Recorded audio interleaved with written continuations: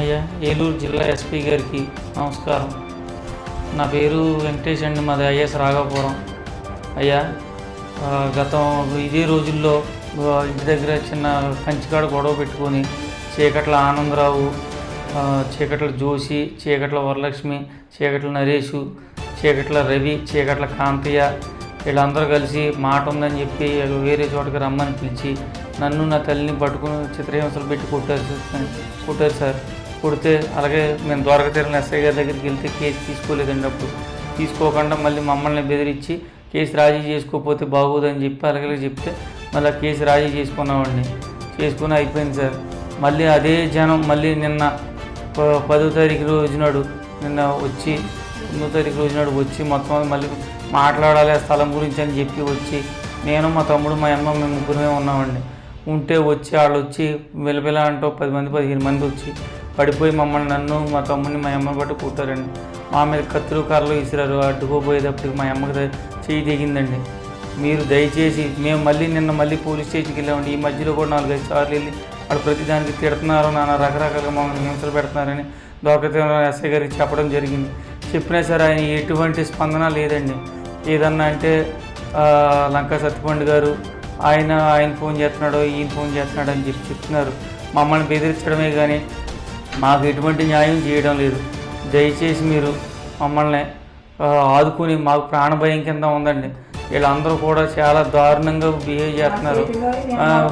వాళ్ళ కత్తులు కర్రలు ఇచ్చిపోతే మేము మమ్మల్ని రికార్డ్ చేసి మళ్ళీ అదే ఎస్ఐ గారు నిన్న కేసు తీసుకెళ్తే కేసు కానీ వెళ్తే నిన్న ఎస్ఐ గారు మా కేసు తీసుకోకుండా మళ్ళీ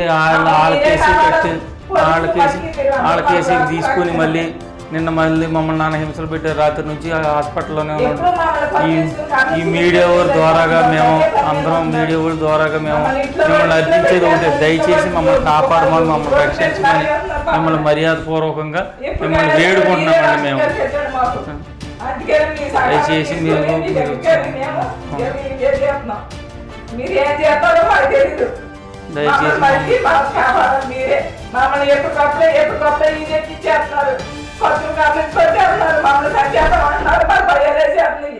నా పిల్లలు నేనే అంటాం ఇంట్లో మా రక్షణ కల్పిస్తారని మీకు వాళ్ళు చేసుకుంటే మమ్మల్ని పట్టించుకోవట్లేదు. మరొకరు కనుక మేము ఎక్కడికి వెళ్ళాలి, తెలక పదవైపోలేదు. మా ఇల్లు వాళ్ళు వదిలేసి మా పిల్లలు వదిలేసి మీ సాగిపోతే మాకు భయమేసేసి మేము ఎక్కడ ఉన్నాం తెలుసులేదు. అయ్యా గారు మాకు మీ పోలీస్ చేసుకుంటే చాలు, అసలు మాకు పట్టించుకోవట్లేదు. రాజకీయాలు చేస్తారు, రాజకీయాలే నడుస్తుంది. ఎవరినంటారు మమ్మల్ని ఏం చేస్తాం అనుకున్నావు, మీ పోలీసు వాళ్ళు మమ్మల్ని రక్షించండి.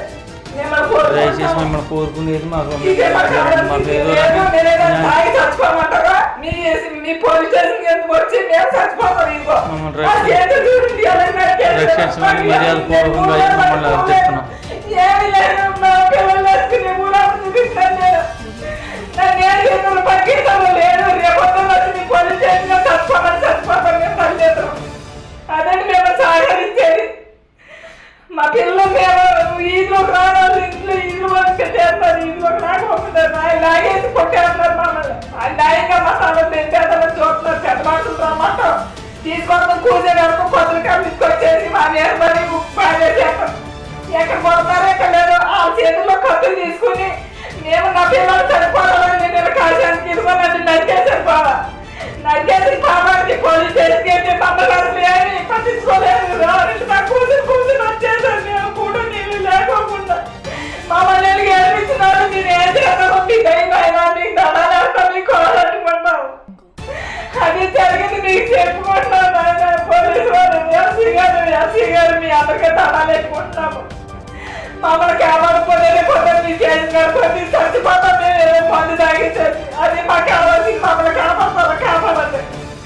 మా గ్రామానికి వచ్చి ప్రతి ఒక్కరిని అనుకోండి, అది మాకు కావాల్సింది. మేము దొంగదాని కాదు, అసలు రౌడీ ఏదో మాకు చెప్పదు. మేము ఇంట్లో ఉన్నాం, నేను చెప్తాను చెప్పాను.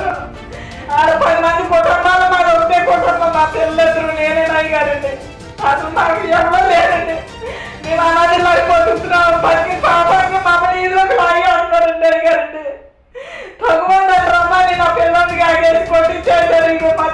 వెంకటేశ్వర మేము ఏం చేయాలి? మీకు సహకరించుకుంటున్నాం, మీకు అన్నట్టు ఉంటున్నాము.